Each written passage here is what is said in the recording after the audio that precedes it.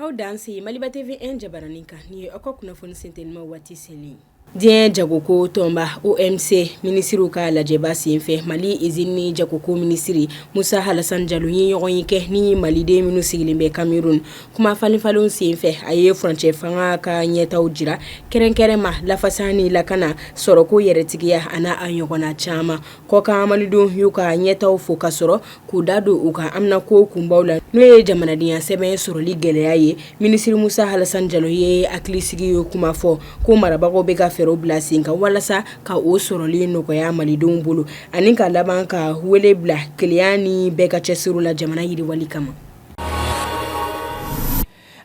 Okofe masikalo tile mugan saba samba flani mugan wor gulmasi tabo tarabo drone kamikaze dobla yoroka yorola ni kilometri mugan yogombe ani gawo koronfelache kakeni kuna funiyaye kabo faso de nyumando yoro ko jetike wele kelon to kelimbe ka yoroba mugade labe yasa ka drone nunuchi mina flatu labe ni do chile kama sekesegelu kofe gulmasi tabo yo subhana fe nunu bebo barala o se fe gulmasi tabo nyema ye gawo dugudun fo kwa chesirila gulmasi tabo ko kerefe kelelila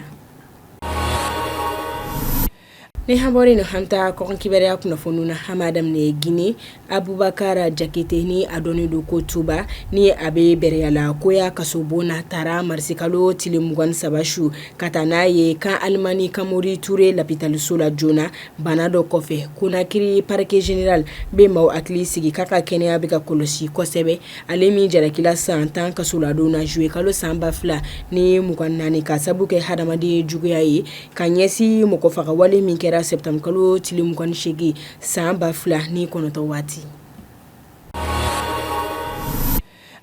Amha kunche Niger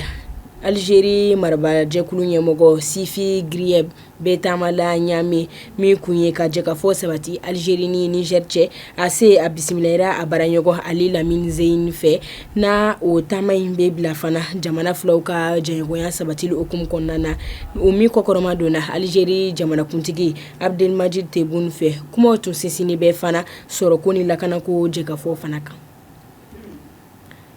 Ninde be dansigi hoka kuna fon sintel maula Maliba TV Jabaraninka